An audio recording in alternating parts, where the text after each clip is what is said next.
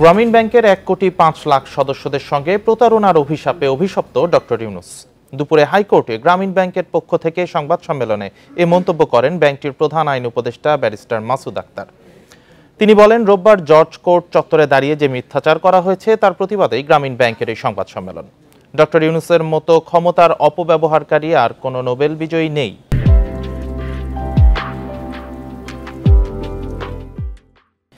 তিনি নিয়ম ভঙ্গ করে ব্যক্তিগত প্যাকেজেস প্রতিষ্ঠানকে দেউলিয়া হওয়া থেকে রক্ষায় গ্রামীণ ব্যাংক থেকে 9.5 কোটি টাকা ঋণ দেন।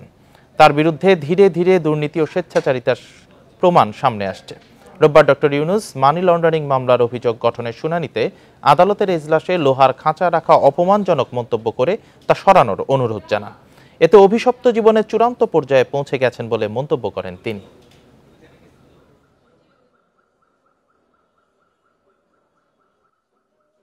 গতকালের বক্তব্যে ডক্টর ইউনূস একটি অভিশাপের কথা বলেছেন। আমি তো বলবো এই অভিশাপের জন্য তিনি নিজেই দায়ী। এই অভিশাপটি হলো কিসের অভিশাপ জানেন? ডক্টর ইউনূস 1,05,00,000 গ্রামীণ ব্যাংকের দরিদ্র সদস্যের সাথে যে প্রতারণা করেছেন, তাদের যে অর্থ আত্মসাৎ করেছেন, তাদেরকে যে তিনি বিভিন্নভাবে প্রতারিত করেছেন, তারই অভিশাপ ডক্টর